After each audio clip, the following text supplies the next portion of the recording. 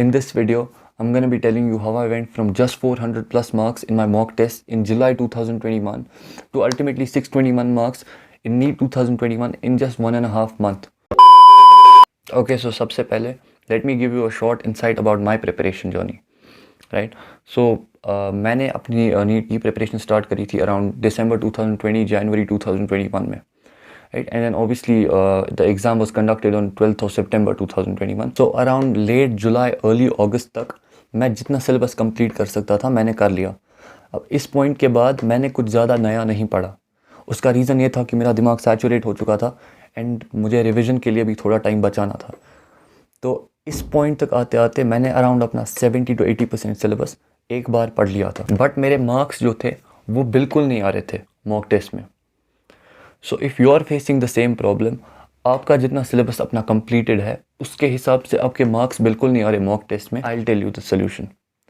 But I am assuming कि आपने थोड़ा बहुत सिलेबस कर लिया है. लाइक ऐसा नहीं कि आप अभी स्टार्ट कर रहे हो, कुछ पढ़ा ही नहीं है तो मेरे मार्क्स क्यों नहीं आ रहे हैं. सो इसका solution straight to the point मैं आपको बता रहा हूँ. The solution is increase your mock test frequency. So when I started giving my mock test, मेरा स्कोर अराउंड 400 to 450 के बीच में आ रहा था, जो कि बहुत कम था कंपेयर टू मैंने जितना सिलेबस कंप्लीट किया था. उसके कहीं आसपास भी नहीं आ रहा था. सो लकीली मैंने ये रियलाइज़ किया कि इसका रीज़न ये था कि मैंने कॉन्सेप्ट्स तो पढ़ लिए बट मुझे कॉन्सेप्ट्स को अप्लाई करना नहीं आ रहा, स्पेशली एक time bound high pressure situation में. So I decided to give mock test every alternate day. मैंने क्या किया, हर एक दिन छोड़ के मैं मॉक टेस्ट देता था और एंड तक आते आते इतना हो गया कि आई थिंक मैंने लास्ट के 20-25 डेज हर एक दिन मॉक टेस्ट दिया है. एंड गेस व्हाट, मेरे स्कोर्स ग्रेजुअली बहुत इम्प्रूव होने लगे. लाइक एटलीस्ट जितना सिलेबस किया था उसके हिसाब से लाइक उस रेंज के पास आने लगे scores. I mean if I show you, these are the test papers. ये टेस्ट मैंने आई थिंक 40 डेज में दिए होंगे इतने.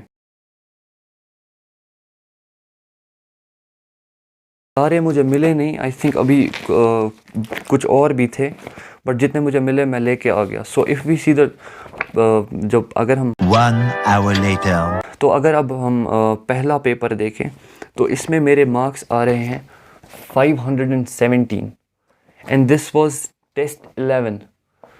सो आई एम अज्यूमिंग ये कहीं पे मिड अगस्त और स्टार्टिंग अगस्त के बीच में होगा. सो यू कैन सी कि मेरे स्कोर्स ग्रेजुअली इम्प्रूव हो रहे हैं. सो अगर आपको भी लगता है कि आपके मार्क्स कहीं पे आके स्टक हो गए हैं, आपका जितना सिलेबस है उतने आ नहीं रहे हैं, उसके आसपास भी मार्क्स, तो आपको मॉक टेस्ट ज़्यादा देने पड़ेंगे.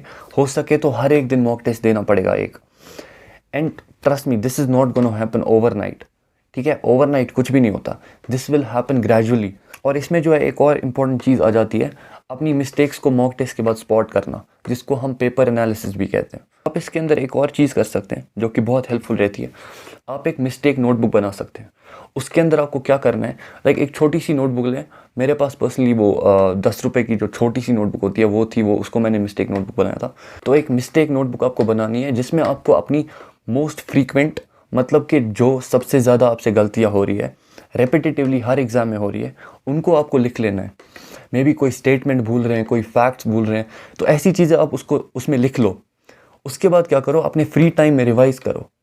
लाइक सोने से पहले रिवाइज़ करो, लाइक सोने के बाद रिवाइज़ करो, सोने से पहले रिवाइज़ करो, खाना खाते टाइम रिवाइज़ कर लो, है ना. तो वो ग्रेजुअली आपको याद होते जाएंगे वो चीज़ें. सो बेसिकली आप जितना भी सिलेबस कंप्लीट करो, अगर आपके मॉक टेस्ट में मार्क्स नहीं आ रहे, अगर आपको मार्क्स नहीं लाने आएंगे तो उसका कोई फ़ायदा नहीं है.